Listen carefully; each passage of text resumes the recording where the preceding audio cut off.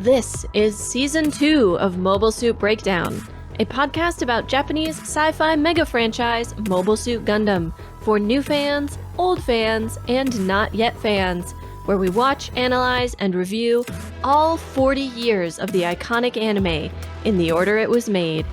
We research its influences, examine its themes, and discuss how each piece of the Gundam canon fits within the changing context in Japan and the world, from 1979 to today.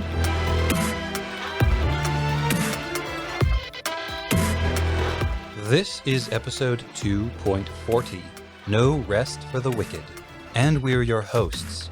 I'm Tom, a lifelong Gundam fan, and unfortunately the acquisition that we mentioned in our April 1st announcement did fall through after some unsavory details about Milkshake Duck came to light, so MSB is once again free, independent, and brought to you by viewers like you. Did you see someone on Facebook commented that they could tell that I was like... You were smiling through your voice. Trying not to laugh. I knew I was the weak link there. I accept it. And I'm Nina, new to Zeta, and thinking that some of these outfits wouldn't look out of place on a contemporary runway, especially Fa's red suit and purple shirt. Which is a little weird and charming because that's absolutely the most dated outfit in the bunch. It's just that it's come back around again. Oh yes. I feel like I saw outfits that looked like that on recent runway shows. Mobile Suit Breakdown is made possible by the support of 288 patrons and subscribers. Thank you all, and special thanks go out to our newest supporters, Zycron Ventoria, Lohengrin, Nick W, CDY, and Chris S. If you'd like to support the podcast but can't afford to spend money right now, write us a review. Reviews improve the rate at which we show up in searches on various podcast apps, and help us reach new listeners. As for things in New York, well, we continue much the same as last week. It turns out that when you barely leave the house, there isn't much new to talk about. I made a coconut coffee cake. We call our families a lot. I managed to get Tom to start playing Animal Crossing with me, and yes, he is planning on building the giant robot. The stay-at-home order has been extended 2 weeks, and they are expecting cases here to peak in mid to late April. A big thank you to those of you doing essential work out there, and to the rest of you, stay home as much as you possibly can. We hope you're all staying healthy and sane-ish. And remember, while you're being excellent to each other, be kind to yourselves too. This week, we discuss Mobile Suit Zeta Gundam, episode 39, By the Lake. After the recap and our talkback, our research for this episode covers Fortress Switzerland and an indirect return to the subject of kissing in Japan. But first, let's tune in to TNN. Good evening, and welcome to The Truth Zone. I'm Lieutenant Nina Ninasdottir. Lieutenant Tom Thompson is still out today, spending more time with his family. Everyone is asking, should we all move to space, or is Quattro Bagina a callous murderer and spacenoid supremacist who wants to radicalize your children? Up next, I'll be hosting an all-new episode of Both Sides, the objective debate program where experts from both sides argue and you decide, exclusively on TNN. Tonight, joining by satellite from the Gate of Zedan is hero, motivational speaker, and warrior philosopher, His Excellency Jamitov Hyman himself. And representing the terrorists who want to destroy the Federation and murder you in your bed, via satellite from an undisclosed location like a coward, Karaba figurehead, war criminal, and very short man Hayato Kobayashi will attempt to justify his many crimes. All that and more when we return, but first, a message from our sponsors. Lou, I think there's something wrong with the teleprompter. It's not scrolling. Lou, can you tell me why it's not scrolling? I had to describe that Hayato guy from memory. I had to do it live, Lou, like those losers who should be dead. Those space-loving amateurs over at the AUG Broadcasting Channel. And my coffee is cold. Someone send me an intern with a cup of hot coffee so I can throw it in their face. Lou? Lou? Where is everybody?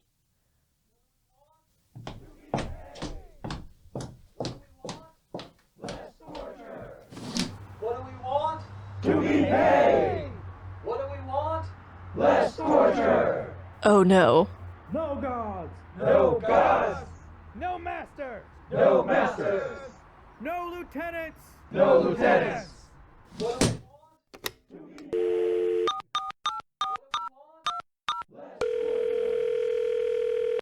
Captain Basque, sir. It's Lieutenant Nina's daughter from TNN. I have bad news, sir. No, sir, it's not another AU broadcast. Worse than that.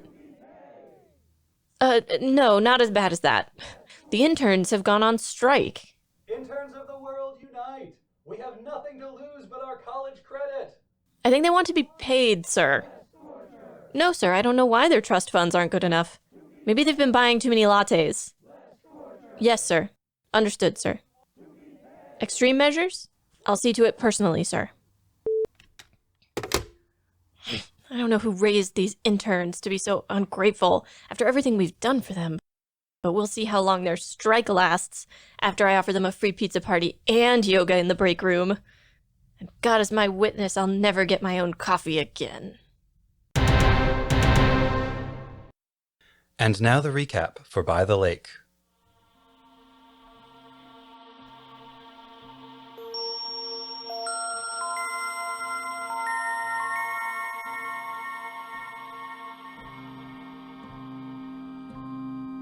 Abawaku, renamed the Gate of Zedan, has been repurposed by the Titans and become part of Grips, along with Luna 2. There, Basque and Hymen discuss next steps, what to do about Char's speech, how to manage the Earth government, the plan to defeat Ayug, and whether something should be done about Sirocco and Axis. The Argama arrives at Colony 13. Part of the neutral side 2, it is the perfect place to replenish their supplies, repair the ship, and give the crew a chance to rest.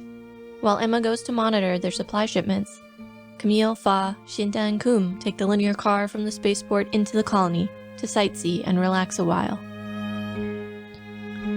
In the same compartment sits Titan's cyber-new-type pilot, Rosamia Badam. She makes notes, talking to herself about the possibility of secret manufacturing facilities to supply Ayug here. Although she senses something when they board, she doesn't seem to notice the group from the Argama until they exit the car when, looking up and seeing Camille, Rosamia says to herself, "Big brother? Brother, is that you?" She follows behind them. Patrolling in the Hyakushiki, Char investigates the outside of the colony. Several mobile suits have been ambushed in this area in the last few days, and he thinks he might find whoever is responsible. Hiding in an orange orchard in one of the colony's food production modules, 2 Titans pilots, Hyzax at the ready, monitor the spaceport and activities near the colony. On spotting the Hyakushiki, they rush to their mobile suits. If they take Char out, he will be their 10th kill. Surrounded by beautiful mountains and woods, quaint farmhouses, and fields full of cows, Camille and Fa chase after the rambunctious Shinta and Kum. At a dirt road, they find a horse-drawn cart for rent and decide to take it down to the lake. Just as they are leaving, Rosamia jumps in, clings to Camille's arm, and declares him to be her brother. When Fa cuts in, demanding to know who she is and what she's doing, she asks back, "Are you my brother's girlfriend? You're just as I pictured. The two of you are perfect together." The horse knows the way and leads them on without any direction. Under her breath, Fa asks Camille what he thinks he's doing, and accuses him of enjoying the attention from this beautiful, mysterious young woman. But Camille insists he's just trying to figure out who she is. He doesn't feel threatened by her at all, or get any sense that she's an enemy. So Fa presses Rosamia again, and Rosamia produces a small wallet with a picture inside. A group of 3 children, the oldest of whom looks remarkably like Camille, while the second looks like Rosamia herself. In the photo, a younger boy stands in front of them. "I lost my younger brother in the colony drop," she tells them, "but my older brother was never found." Fa and Camille have to admit the resemblance to the boy in the photograph. They can't explain it, but Camille is certain he's never seen Rosamia before. A group of swans paddle by on a nearby lake, and Camille looks up to see a shadow on the ceiling of the colony. The shadow is the Hyakushiki, flying along the outside. Char pauses, thinking he senses Amuro nearby, and is almost taken out by the 2 Titans. He just barely manages to dodge their first shot and takes off, with the two Hyzaks following close behind. Camille, Fa, Rosamia, and the kids have left the cart and are now rowing boats across a lake. While Fa and Camille bicker, Rosamia and the kids reach the other end of the lake, and Kum hops out of the boat to talk to a young girl playing on the shore. The girl comes back to the boat, and it is none other than Mineva Zabi. No one there recognizes her. She plays with Shinta and Kum, strangely haughty for such a young child, but laughing and having fun all the same, until her guards and Haman appear on shore, demanding she be brought back immediately. Rosamia thinks that Haman has the air of an enemy, and wonders if she is an Ayug. On the outer surface of the colony, Char manages to grab hold of one of the enemy mobile suits, the Hyakushiki's arm looped around the Hyzak's gun. Until now, all three pilots have been very careful not to damage the colony, but the grappled pilot fires and misses, blasting a hole in Colony 13. Air rushes out, and the two Hyzaks escape into the colony. Char hesitates to follow them into the fragile, neutral colony full of non-combatants, but they shoot at him again, this time from the inside, and puncture the plating once more. Char gives chase, and manages to destroy one, but his shot causes the reactor to explode. Pausing to patch this new hole and prevent more air from escaping, he thinks to himself that he will have to stop the next one without damaging its reactor. The mobile suits roar over the lake. Haman sees the Hyakushiki and thinks that Ayug must be trying to kidnap Mineva. One of the guards scoops the girl up and runs her back to a nearby farmhouse. Camille recognizes Haman and Mineva as they leave, and wonders if Char knows that they are here. Another of Mineva's guards retrieves a mobile suit from inside a nearby silo and busts his way out. Trying his best not to damage the colony any further, Char cuts the arm off the remaining Hyzak and destroys its camera, and demands the pilot exit the mobile suit. Yet while he waits, the Axis pilot fires on them both, destroying the Hyzak and putting another hole in Colony 13. The rush of air sucks the Axis mobile suit out into space, and once it's clear, Char fires and destroys it. He seals the hole as best he can and returns to the Argama. Camille, Fa, Rosamia, and the kids manage to get to safety, despite the mobile suit battle going on around them, and they all return to the Argama. Char will be questioned by police, but doubts that he will be punished in any way. After all, the Titans had been ambushing pilots in the area for days, and they instigated this more recent fight. Rosamia continues to cling to Camille, insisting that he is her long-lost older brother. No one on the Argama knows who she really is, but Emma and Char have a bad feeling about her.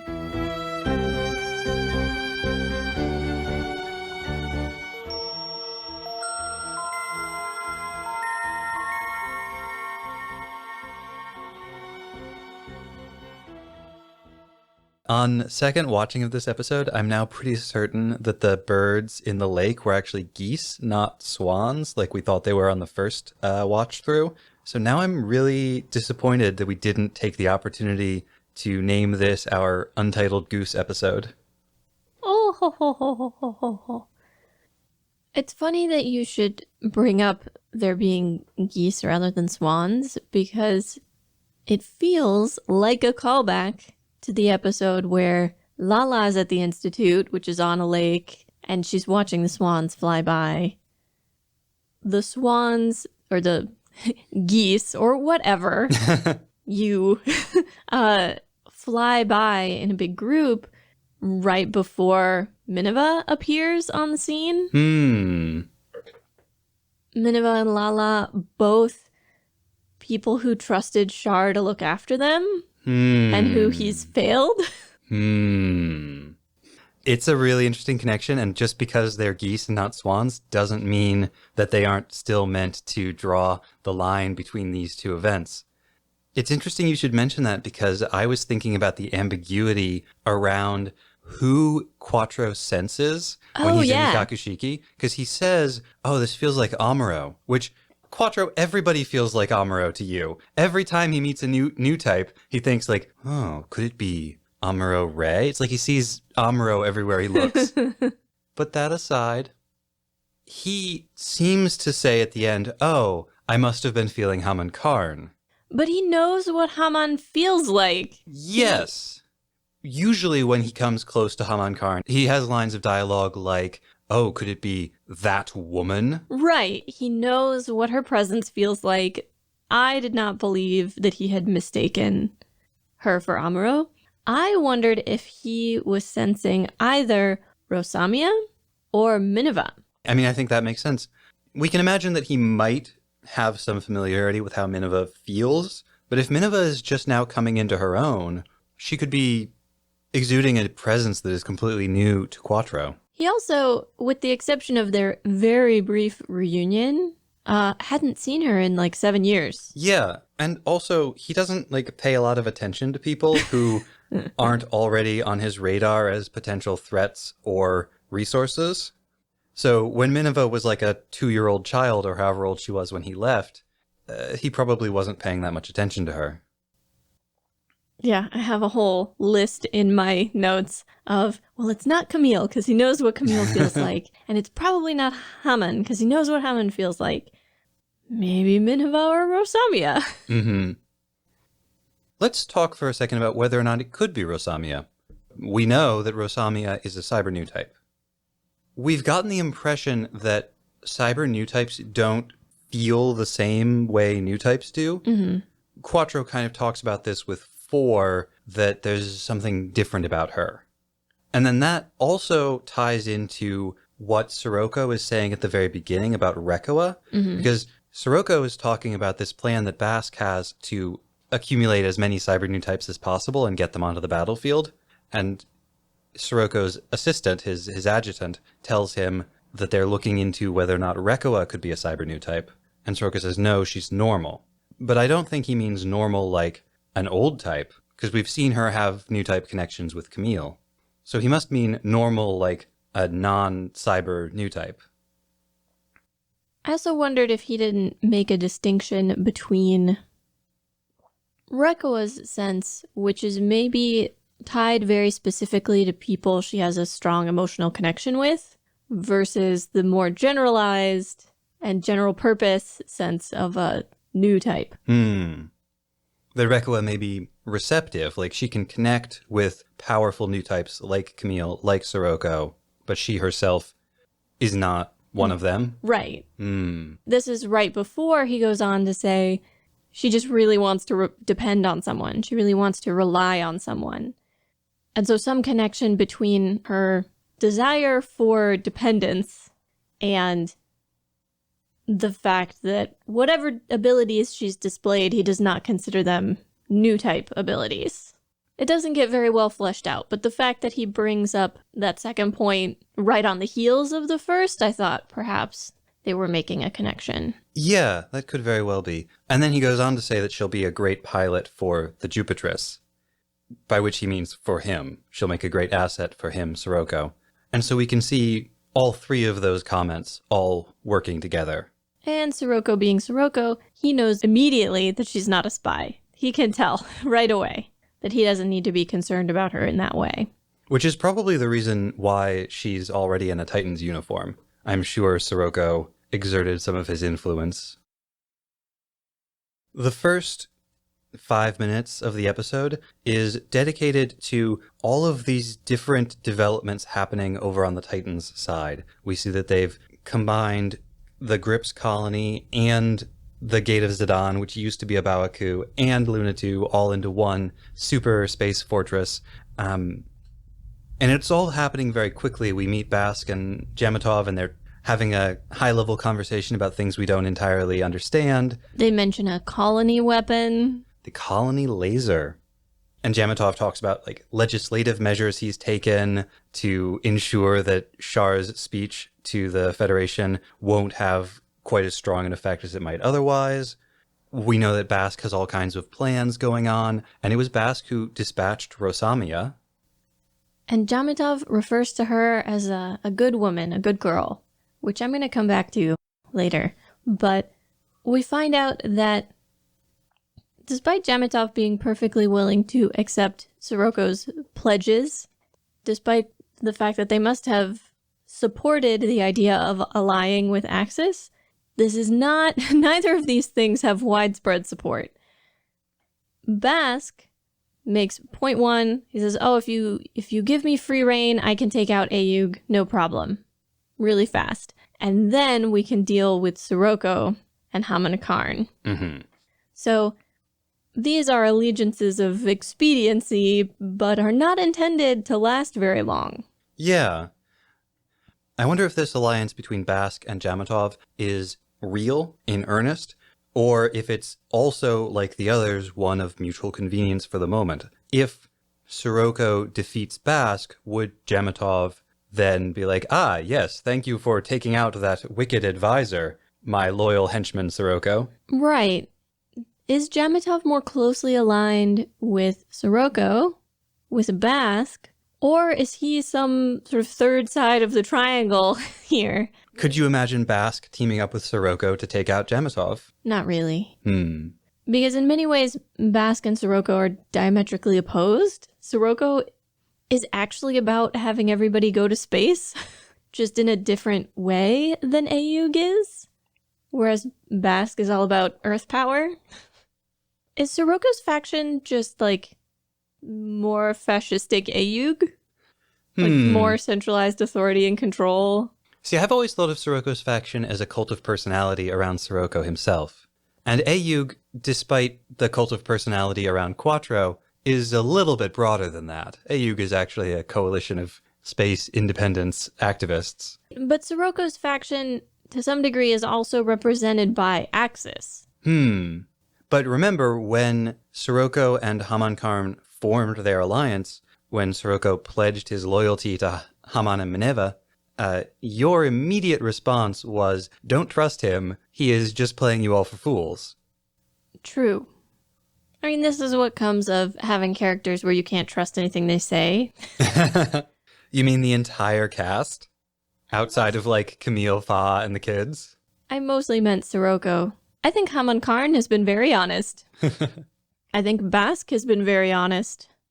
That's true. Sirocco is subtle and manipulative and oily. Well, he's so manipulative that you can't trust anything he says because you can't tell if it's a manipulation or actually his own thoughts and feelings. Whereas Bask is very blunt and straightforward. Bask doesn't believe he needs to manipulate anyone because his power is such that he will simply be obeyed. And if he is not obeyed, he will punish.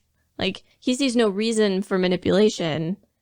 Bask is all stick, no carrot. Sirocco is neither stick nor carrot, but the threat of the stick and the promise of the carrot. Yes. But they're very different leadership attitudes. You will obey me because I am in charge versus let me convince you to obey me. Sirocco desperately wants to be loved.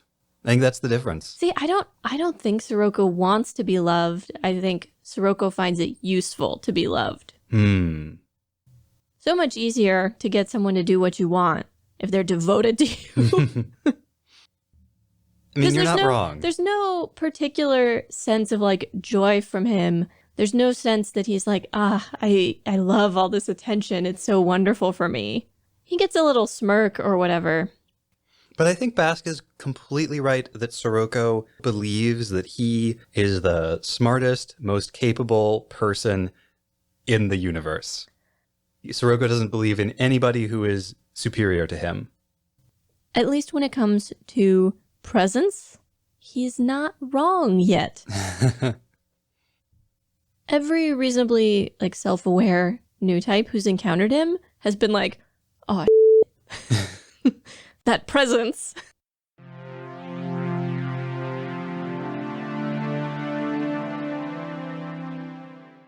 A lot of this political stuff also plays into Rosamia's whole arc through this episode. All her behavior, all of the things that happen. I think I need to open with my theory. Okay. And then we'll discuss the events and how they build on it. I believe that Rosamia's memory and mind have been heavily manipulated prior to this mission. Very heavily manipulated. With what end? Possibly with the end of kidnapping Minerva, if possible. Possibly with the end of infiltrating Ayug, or in some way subverting or harming some of their pilots. Maybe both. I bring up Minerva. There's that moment on the rowboat when they're like rowing along and the kids are having fun. And Minerva says, oh, I want to go further into the lake. And Rosamia looks at Haman and is like, oh, do you not like that woman? There's an interpretation of that where Rosamia has picked up on some new type sense. Minerva didn't say that she doesn't like Haman, but Rosamia can tell that she doesn't like Haman. There's also a version of this where it has somehow been sort of implanted into Rosamia to try to take Minerva away. Like, oh, this girl is with these scary grown-ups who are dangerous for her, and if you encounter her, you should try to get her away from these scary grown-ups. In that scene, when she first sees Haman, she says something like, that woman feels like an enemy. She feels like Ayug.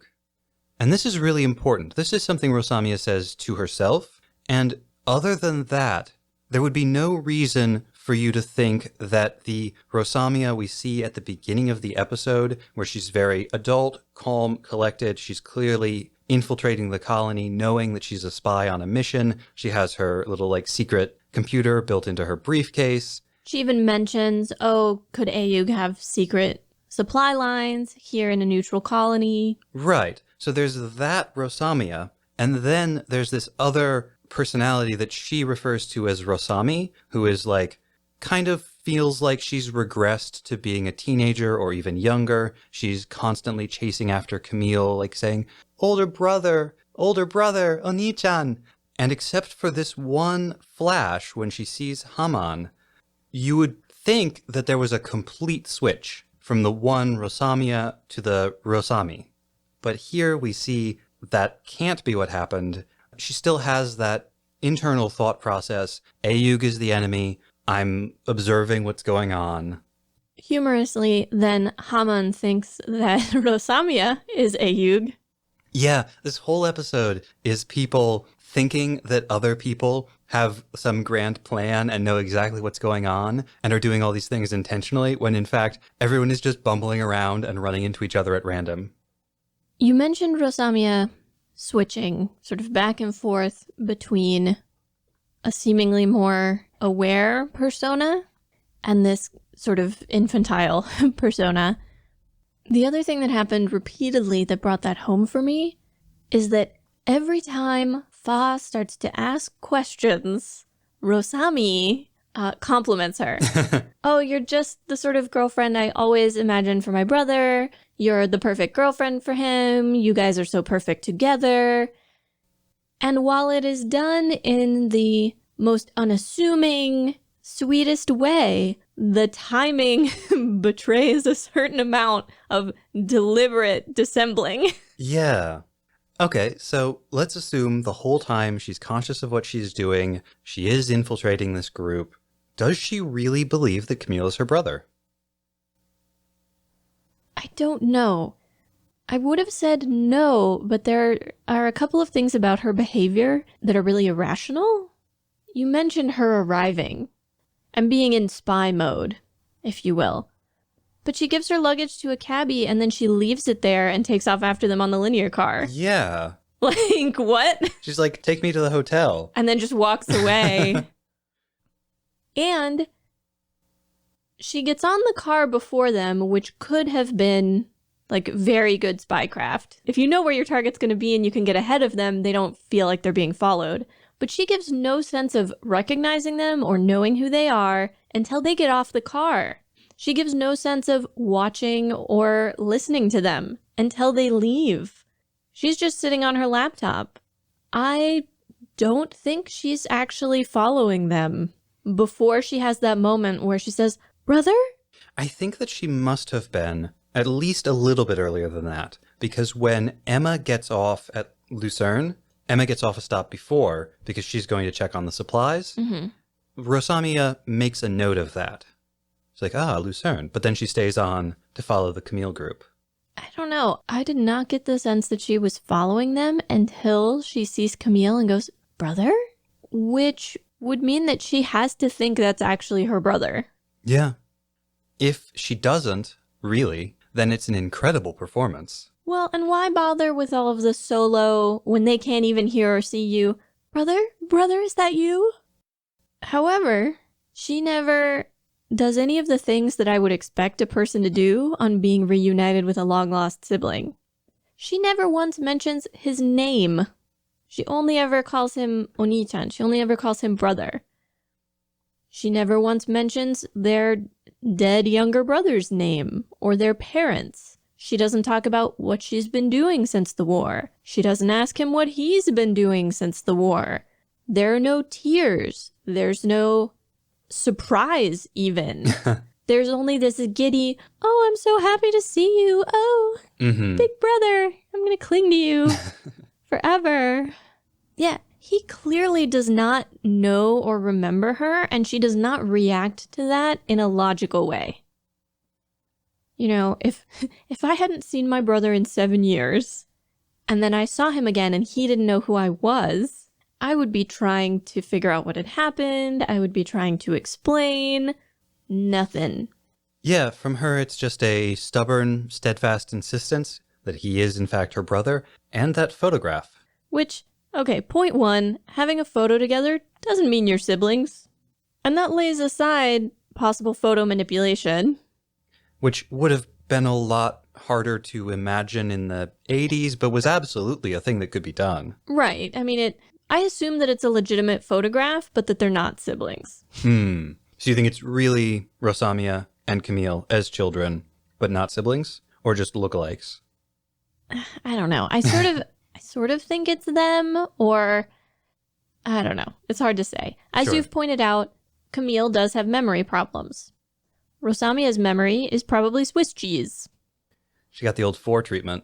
Well, 4 just got wiped completely. I get the feeling Rosamia has been sort of constantly tweaked and manipulated in a way that nothing that's there is reliable, but it's not necessarily a blank slate. When we encountered Rosamia before, she had this recurring memory of the sky falling. And we sort of speculated that that might not be her memory. That the age might be wrong.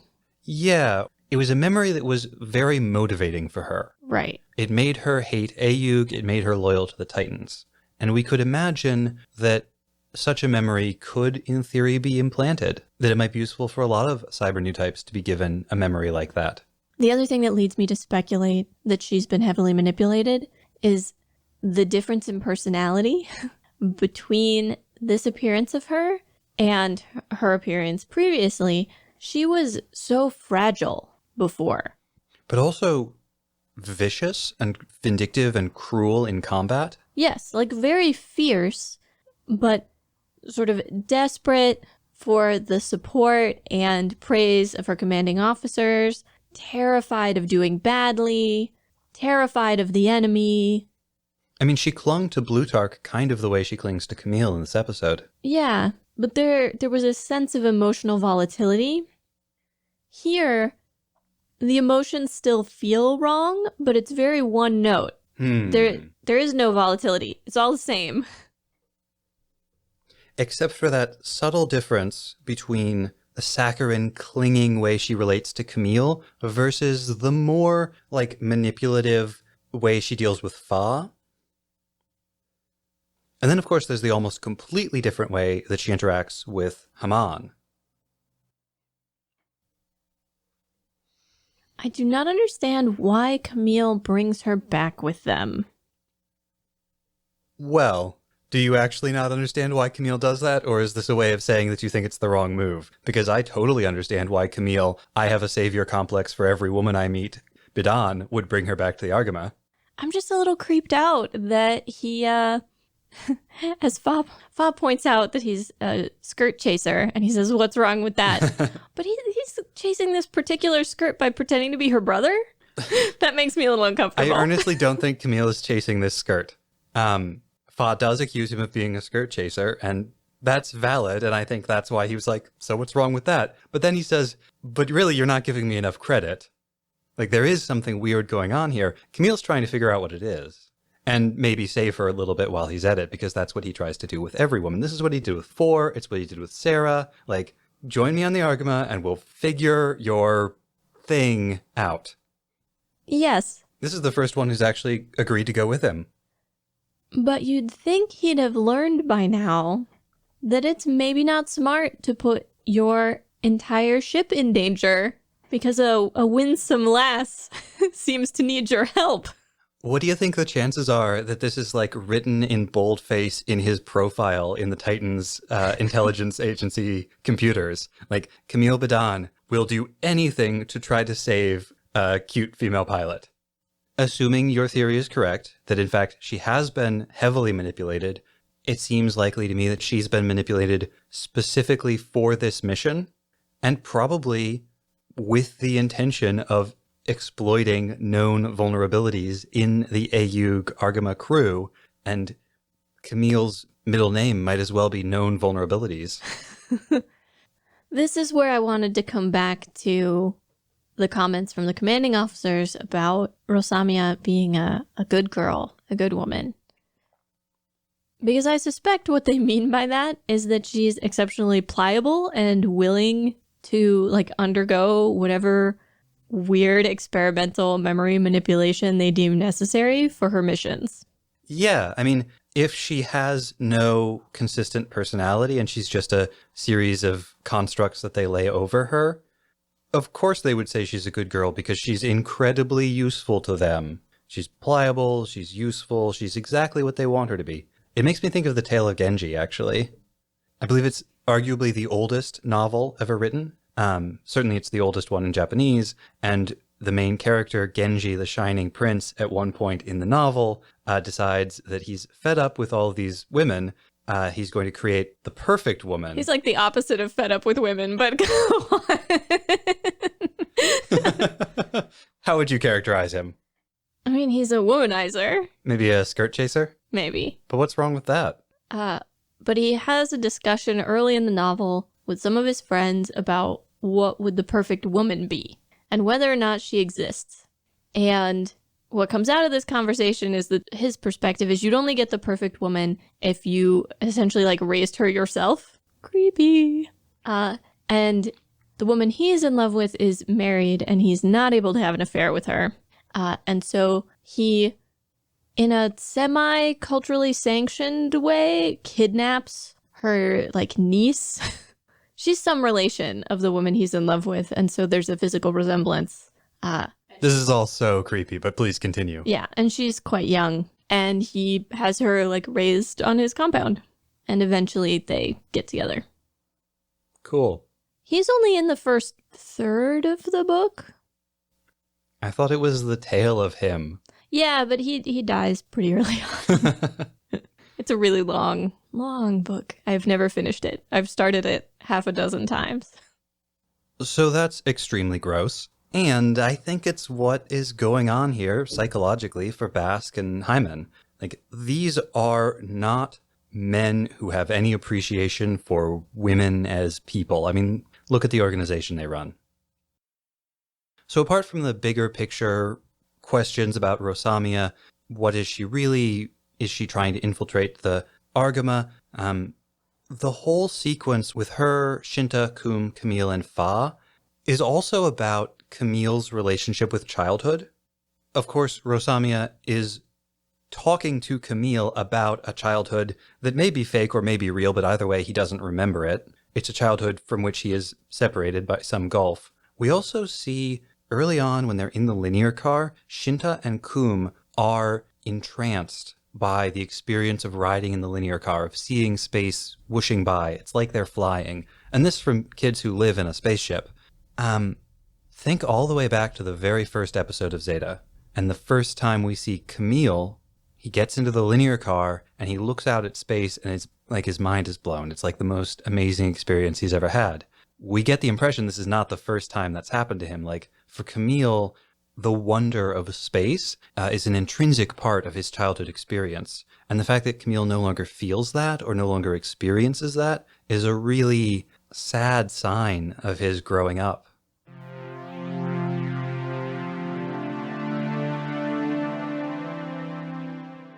When Char's fighting the Titans, for the most part, I actually quite liked the way this fight played out. I thought it was really well done. there were a couple of moments where I was like, particularly initially the Titans are very concerned about, oh, we have to be sure not to hit the colony. We have to be so careful of the colony. We have to be really careful. But then once Char has actually grabbed one of them, he just starts shooting, even though they are standing on the colony right at that moment. It's like a moment of maximal danger, and he does the thing. I got the impression that of the two Titans, one was a lot more concerned about shooting the colony than the other. Mm-hmm. And then they flee into the colony, and Quattro follows them. Although they do start shooting at him from inside the colony first. Well, which is another point in the, wait, I thought you were concerned about damaging the colony. Hey, everyone is concerned about damaging the colony until they themselves are in danger. I'm just saying, if Char had run at that point, those guys would have been caught. The neutral colony would have been like, hey, what are Hyzax doing shooting holes in our colony? And the Hyzax would not have gone on a rampage. Like, they weren't there to destroy the colony. They wanted to fight him. So he could have taken the fight away from the colony. He chose not to. Char flee when he can kill? I'm just saying that for someone who spends the entire fight going, don't these guys realize we're in a colony? He didn't have to be in the colony. He could have left. None of what you just said is wrong. I also really like the way this fight plays out. I think having the fight and then cutting back to the perfectly calm, peaceful events on the lake is really nice direction, which gives me the opportunity to talk briefly about the episode director for this one.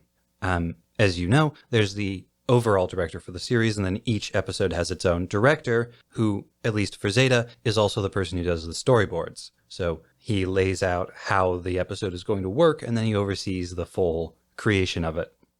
The episode director for this episode is Kawase Toshifume. He handled 10 episodes for Zeta, about one every 5 episodes. He'll spend most of his career doing episode direction and storyboards and script writing for Sunrise mecha anime. He will eventually, in the 90s, work his way up to being the lead director, and will do a couple of remakes of classic mecha shows. He did a remake for Raideen and one for Vifam.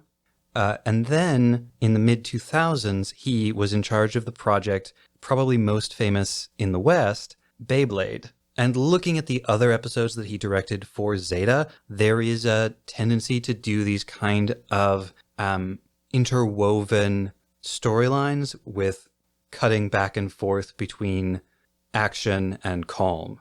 It's pretty neat. When I first watched this episode, I was really weirded out by the look of the Hyzax. I was like, they're drawn kind of weird, the colors are wrong. All the red piping. And the green is the wrong green. I looked it up. These are not Hyzax. Oh. These are an upgraded Hyzax custom. Oh. Yes. And now, a brief breather from all the heavy discussions. I get the sense that the designers for this show really have fun with the casual outfits. Yes! The outfits in this episode are stupendous, and we've never seen them before. Fa is wearing like a ultra-fitted, bright red, like... suit, kind of? Kind of. The styling feels very, like, Old West. Right. And she has a bolo tie. She's wearing basically a bolo tie that's got like a jewel. Huge jewel. And a purple blouse and this shiny red suit. Emma is in a sort of teal dress with a little jacket over it. Camille's sweater keeps making me think of Star Wars. The sweater has like a huge fold-over collar that he's wearing open. Rosamia has like a sleeveless crop top over another shirt. Well, and then Haman Karn's whole team in there, like, she's wearing like a black trench coat dress, and then all of her team are wearing Swiss lederhosen. I don't know, some sort of traditional garb. Pants that cinch in at the knee or are cut to the knee and rather fitted, and hats and vests and tall socks or stockings. They're trying to fit in space Switzerland. If we didn't mention this already, they're in space Switzerland for this episode. And there's no doubt because they name part of it Lucerne, which is a city in Switzerland. Well, and the whole Alpine feel, and Camille even says, oh, I wonder if the Alps on Earth are like this. So we're in the Swiss Alps, FYI. I love the moment when one of the guards with Haman and Minerva gets into his mobile suit and like throws his hat against the side of the cockpit. He's like, this thing, ugh, and chucks his hat. Their mobile suit, which they have hidden inside like brick chimney. I thought it was a grain silo. Oh, it might be, yeah. He just hulks out of the silo. We're going to talk about that in the research.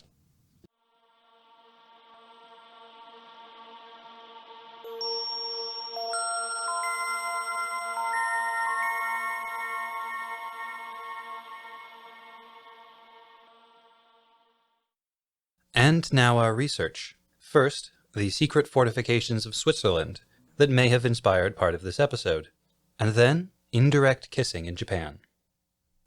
As we mentioned in the talkback, Colony 13 is obviously a reference to Switzerland. Everything from city names to architecture to geographic features. But one less obvious moment made me think of the famously neutral country, the moment when one of Minerva's guards busts his mobile suit out of the brick silo that was hiding it. I immediately knew I needed to talk about Switzerland's defensive infrastructure. But Nina, I thought that Switzerland was famously neutral. Why do they have defensive infrastructure? After our first watch-through of this episode, but before we started working on the episode proper, listener Renato R. shared an article with us about Switzerland's hidden defenses.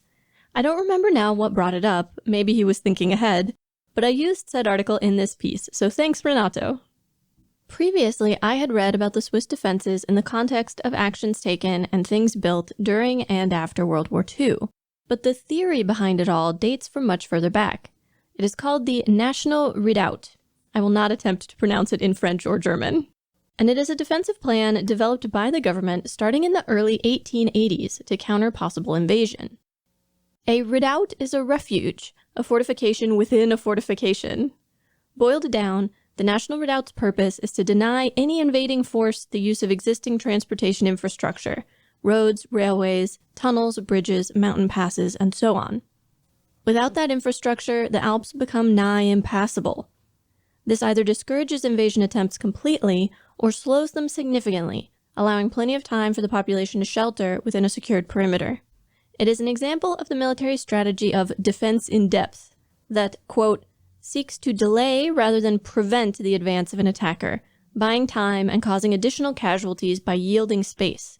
It relies on the tendency of an attack to lose momentum over time as it covers a larger area.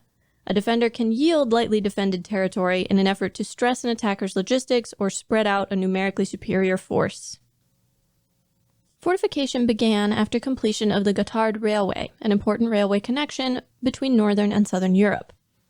Forts were built at several passes in the Central Alps. But after World War I, there was very little interest in further fortifications. This changed after France constructed the Maginot Line and Czechoslovakia built out their own border fortifications. This, combined with the Great Depression and the need for employment opportunities, made large construction projects more appealing. Design work began in 1935 and construction in 1937. It consists of a border line, self-explanatory, and the Army Line, which is farther into the center of the country as a backup and support for the border line. This period also saw the development of the Guisan Plan. General Henri Guisan, recognizing Switzerland's limited resources in terms of both equipment and manpower, thought they should use the difficult terrain at the border, supplemented with forts and other defenses, to keep an invading force out of the open country in the Central Plateau for as long as possible. This would buy time for orderly retreat to a secure perimeter, and by retreating into the Alps, the government could remain safely in hiding for quite some time. There was some debate about where the lines should be and how large or small the most secure area should be, but for the most part, the military establishment in Switzerland at the time was in agreement about the plan's fundamentals. Planning became practice after the fall of France in 1940. Just days after the French surrender, the Swiss army pulled back from the borderline and further fortified the army line. After many Balkan countries were overrun in April of 1941, withdrawal to the redoubt seemed the best option. Any military action in the Central Plateau would be for the purposes of delaying an invasionary force only. Most land would be ceded, including most of the economic and population centers of the country. Only the high Alps would be defended. And as a last resort, important road and rail links would be destroyed to prevent their use by the invading force. Combined with concessions, it was hoped at the time that Axis forces would decide that invasion was too costly, but an invasion was planned and would likely have gone ahead if not for the landings at Normandy and the hard fighting on the Eastern Front. During the Cold War, borderline defense became more aggressive, but control of the Alpine crossings was still central to the defensive plan. There was a high density and variety of barriers and defenses, both passive and active, and less focus on neutrality, more willingness to depend on NATO countries for resupply and additional border defense. This is what the practicalities of all of that look like. In the immediate post-war period, they started building differently. Homes and other civilian buildings were made with thick concrete designed to withstand firebombing.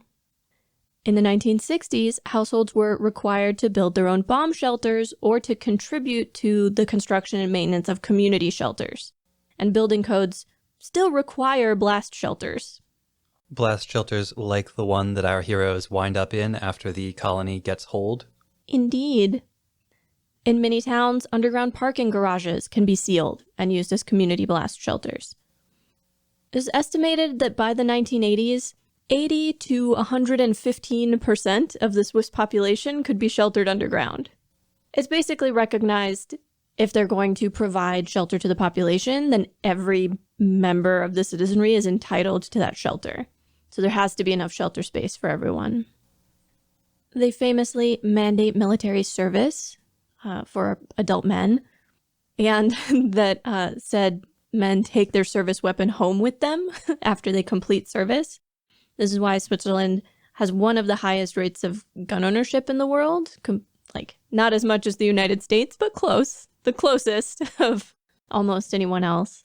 Well, and the United States might have a very impressive number of firearms relative to the population, but a small percentage of the U.S. population owns most of those firearms, whereas it sounds like here, Swiss firearm ownership, much more egalitarian. And the added factor that, although there are some exemptions and alternatives to military service now, you have a huge proportion of the population that has some military experience. I don't know how much of a factor this was in the past. I could not find a date for when they began mandatory service, but there was a recent referendum and some 75% of the population voted in favor of maintaining it. There are, of course, fortresses, fortification complexes, and batteries. The permanent fortifications in the Alps include things like underground air bases as backups for above-ground runways, reminiscent, say, of Jaburo. But there are also tunnels, bridges, and roads with built-in tank traps that can be deployed very quickly and relatively easily. There is self-sabotage. There's more than 3,000 points of demolition built into bridges, highways, railroads, other points of infrastructure. And that's what the army will admit to. Estimates are as much as twice that. Where possible, bridges, highways, etc. are rigged to fall onto other infrastructure below, like roads or train tracks. Civil engineers are often faced with the dual task of designing and constructing a, let's say, bridge, and figuring out the best way to demolish it. Not only that, but artillery pieces are hidden and positioned nearby to prevent the clearing of debris or repairs to whatever has been destroyed. There are some more old-school traps like rigged landslides, which are still being maintained and tested and drilled. And finally, the piece most relevant to this episode, camouflage. Bases, bunkers, and hidden equipment in caves and tunnels in the mountains And when I say hidden bases, I mean entire bases carved into mountains. Dormitories, kitchen and mess hall, field hospital, accommodation for 100 to 300 soldiers for months at a time. That sounds like Kilimanjaro. Bunkers and weapons caches are hidden under barns. Seemingly pretty houses are actually cover for tanks or anti-aircraft guns. Or mobile suits. In this century, there has been a lot of decommissioning. Many of the bunkers became obsolete as tensions cooled and the Cold War ended, or due to new developments in weapons technology. Some have been converted into museums, some facilities have been repurposed, leased or sold to private companies. For example, there are some currently being used as data repositories. However, many of these defenses are still in place and have been modernized to meet current needs, including installation of bunkers and anti-tank guns at new locations, and new automatic mortars in 2003. The fate of the rest of it remains somewhat up in the air. The Swiss army has gotten smaller and smaller over the past 30 years, but even decommissioning costs money to do safely. Some estimates of safely decommissioning current sites come in at around $1 billion. There's a book about this that came up again and again in my research, which unfortunately I did not have time to read. But if you'd like more thorough information, check out La Place de la Concorde Suisse by John McPhee.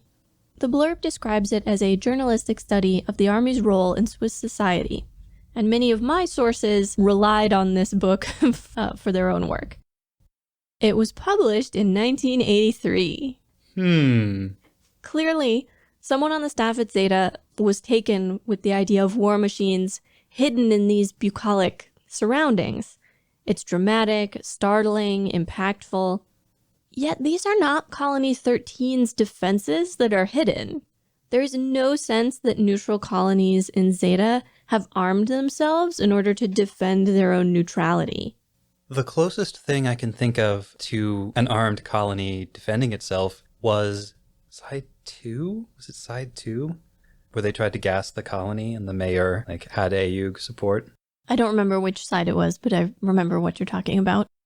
The problem, of course, is that neither AUG or the Titans respect the neutrality of these colonies, and the colony is clearly playing cute with neutrality as well, supplying AUG, we assume allowing Axis Zeon to bring in their mobile suits and allowing Haman and Minerva to shelter there. Absolutely. But what I find interesting about the Swiss position is that they don't expect anyone to respect their neutrality. They expect to have to defend that position in some way. The idea that anyone who wants to try to invade you is going to have to pay dearly for every inch of territory, and that the knowledge of this is almost as important as the reality. That everyone should know that you have these very elaborate defenses in place and ready. It's the psychological part of the plan. I imagine that if Space Switzerland had the same kind of defenses that Earth Switzerland has, probably groups like this Titans Ambush Squad would be more hesitant to violate the neutrality of their, I want to say airspace, but I'm going to say space. Space. Tomino's Gundam has a pretty negative view of neutral colonies, doesn't it? Going all the way back to Side 6 in First Gundam, there's this feeling that neutrality is kind of impossible, it's magical thinking, and no side is really going to respect it. Yes, however, in Zeta, we get this additional layer of nuance because we have Camille, and we know Camille is very idealistic and naive in many ways. But he has this idea of trying to preserve people and life untouched by war. And where could he do that but in a neutral colony? It's only in neutral places that we've seen a semblance of normal daily life lived by people who are not involved in the conflict. And Camille definitely wants to protect that, but Zeta has been a sequence of unfortunate failures. Camille has never been able to keep the people and the places around him free of the war.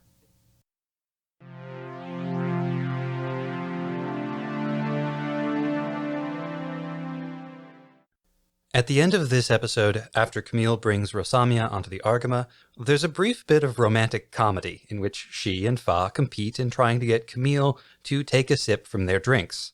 Rosamia plays it sweetly innocent, Fa gets jealous, and Emma watches the whole interaction with an ambiguous, but perhaps meaningful expression. If you've watched enough anime, or if you paid particularly close attention during Nina's research on kissing in Japan back in episode 2.31, then you're probably already familiar with the notion of an indirect kiss, or kansetsu kisu, literally an indirect or second-hand kiss. This occurs when two people's lips touch the same object one after the other, most commonly when sharing a drinking glass or eating utensil, sometimes with a particular piece of food, or with objects like handkerchiefs or musical instruments. It's a pretty common trope in romantic media made in Japan, but a few things about the way it's used here raised my curiosity. For one, Camille seems pretty bewildered by the fuss the girls are making over getting him to share their drinks. He's clearly taken aback when Rosamia shoves the straw into his face, and from his reaction, it seems like the significance of the act may be lost on him. It's certainly not lost on Fa, though, who objects that as the ideal girlfriend, she can't possibly allow Camille to indirectly kiss another woman. Rosamia responds that it's okay for her to do it. She's his sister, and so it doesn't count. Fa doesn't seem entirely convinced by that, but Camille gives in and he accepts the proffered beverage. He drinks as Rosamia looks on, in rapture, basically. She has an expression of great joy on her face as he's drinking her juice, probably, maybe soda. Now, besides cropping up in anime, games, and live-action drama, indirect kissing is a frequent subject of discussion on Japanese language romance advice forums and in English language articles written for Westerners who want advice on dating a Japanese person. Now, it's important to note that these sources are anecdotal and aspirational. They are written based on individual experiences and for an audience mostly composed of people who are not actually dating yet. Most of the threads I encountered were some variation on either how to use indirect kissing to secretly hint to somebody that you like them, or, we did an indirect kiss? Does that mean they're in love with me? Which, flashbacks to high school. Now, this isn't exactly surprising when you think about it. You wouldn't expect people who have gotten to the direct kissing stage of relationships to expend a lot of angst over the indirect kind. Now, because these are anecdotal and aspirational, you should not take them to be a realistic, data-based report on how people actually behave. But they can tell us a lot about what the people who are thinking about indirect kissing are thinking about it. And that's a good way to get a view into how indirect kissing is thought of in the culture as a whole. As well as the group you're talking about makes up a substantial portion of the audience for the show. Absolutely. Now, there are two angles that I want to explore. The first is the gender dimension, and the second is the family relationship. First, gender. The particulars of the indirect kiss happening here are very important to Rosamia and Fa, not so much to Camille. And that's borne out in the sources I looked at as well. In general, men are said to be much less concerned with indirect kisses, less likely to notice them when they happen, less invested in contriving situations where they can happen, and more likely to share a bite or a drink without any romantic motivations.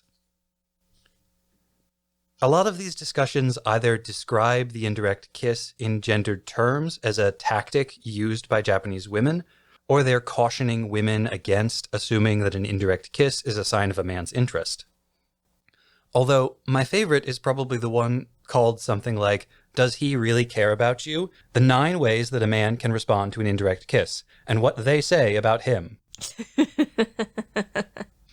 On the other side, there is advice aimed at men telling them to be vigilant in social situations because a woman might use it as a subtle method for indicating her interest.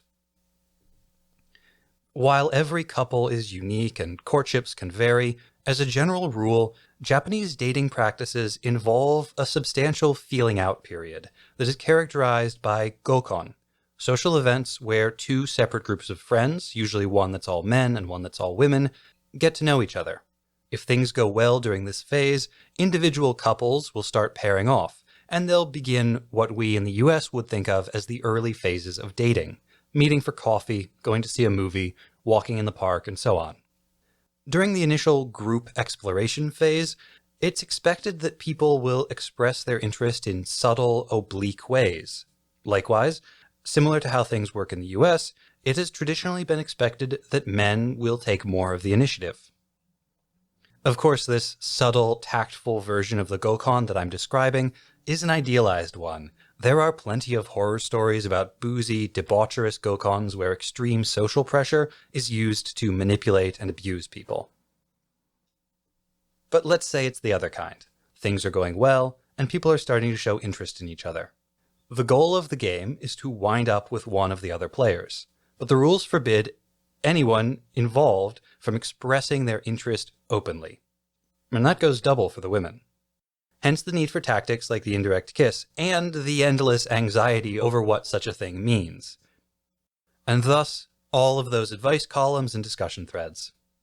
It fits, then, that Fa and Rosamia and maybe Emma are way more invested in the significance of this gesture that's happening than Camille is, even though he's the skirt chaser.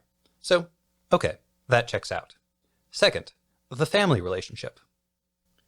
When Fa objects to the intimacy of the indirect kiss, Rosamia asserts that it's fine for her to do this. Presumably she means because she is, or purports to be, Camille's sister. Fa doesn't seem very much reassured by this. So how are indirect kisses viewed within the family relationship?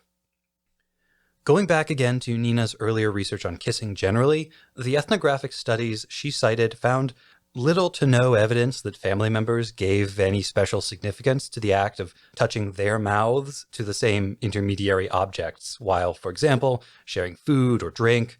To put it in another way, indirect kissing as an action is not inherently romantic or erotic. Removed from the romantic context, it's an everyday occurrence with no special significance.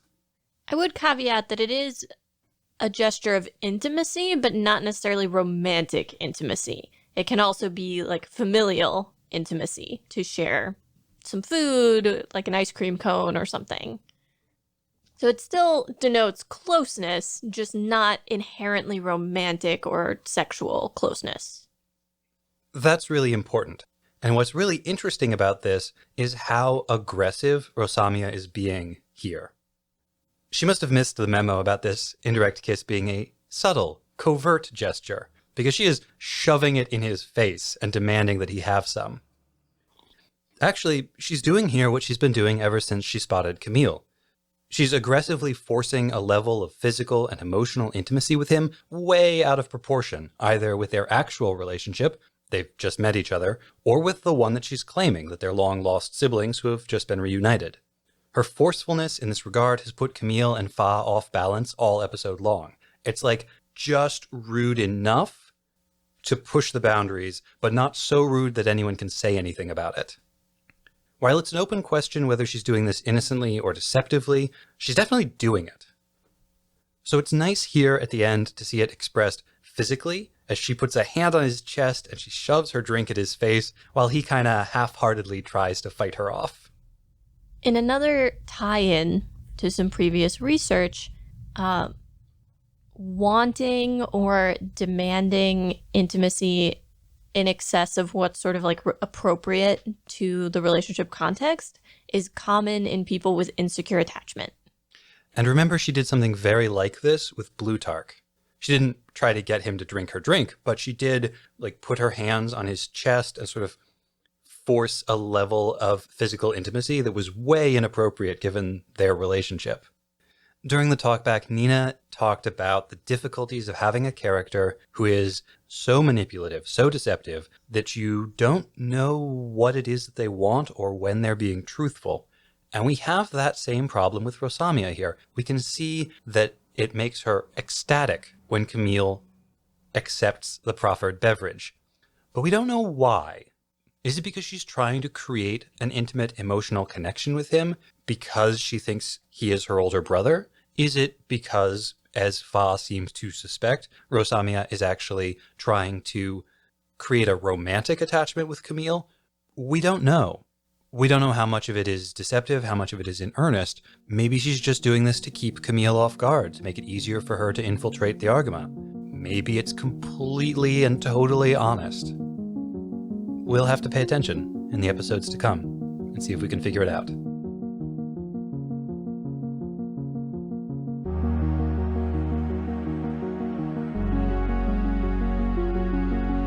Next time on episode 41, The Point of No Return, we cover Mobile Suit Zeta Gundam episode 40 and another orphaned child.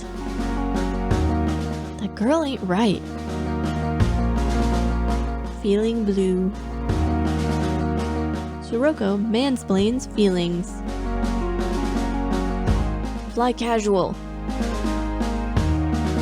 Sasuga Zeta.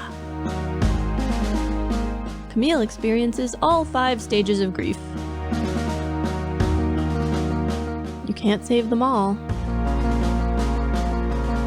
There is a difference between good things and bad things, actually. You can't go home again.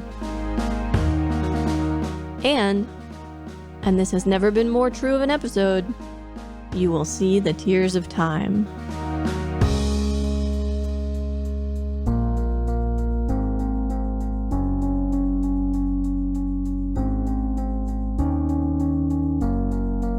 Remember to do all of the podcast things. Subscribe and review Mobile Suit Breakdown wherever you get your podcasts. Then pledge your undying devotion to Mobile Suit Breakdown on Patreon, where you can find great bonus content, get access to the MSB Discord, get exclusive MSB merchandise, and, support the podcast. You can also follow @Gundam Podcast on Twitter and Instagram, and like us at facebook.com/Gundam Podcast for all kinds of extra content. And you should always check out our website, GundamPodcast.com, for all of our episodes, show notes, watch list, wish list, some other lists, and more. Plus, you can always email your questions, comments, and complaints to GundamPodcast@gmail.com. Or continue to share your wrong Gundam opinions in a safe and socially responsible way by standing in the middle of your apartment and shouting, "All Gundams are boys, all Methuses are girls." We won't hear you, but maybe you'll feel better. The Titans News Network interns were played by MSB patrons Crimson, Lieutenant Birdman, Kurt, Hobbs 5226, Sean, aka Quantum Noddle, Thunder Okami, Paragon, Renato, and Murph. The Wrong Gundam Opinion was suggested by Arc Doppler. Thank you all. The intro song is Wasp by Misha Dioxin, and the closing music is Long Way Home by Spinning Ratio. You can find links and more in the show notes. And thank you for listening.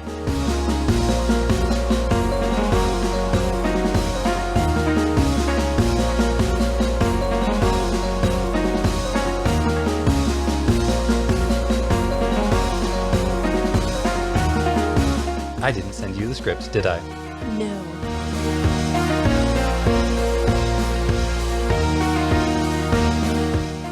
That delivery was hard. Yeah. I'm getting better at your long sentences. Sorry. Sorry, not sorry.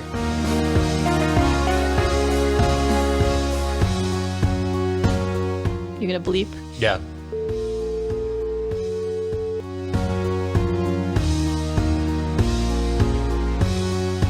You incorporated my notes. I did.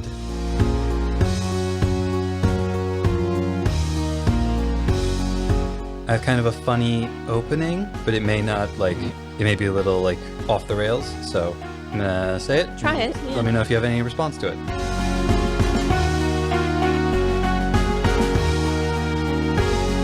Aw, snap. Just bleep me, it'll be funnier. I will.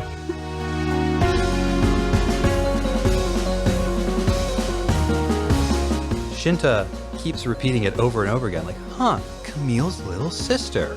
Camille has a sister. Huh. She's so pretty.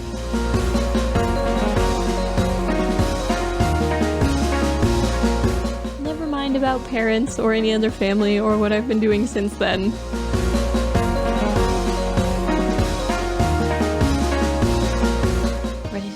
Indirect kissing, Switzerland first? but I'm not done with Switzerland, so. Right. Yes, I'm- exactly. I totally am ready to talk about indirect kissing.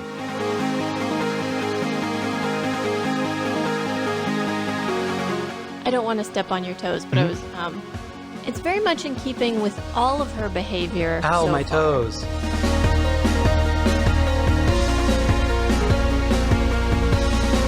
And then here I got to the part of my written outline where it says, and end it somehow.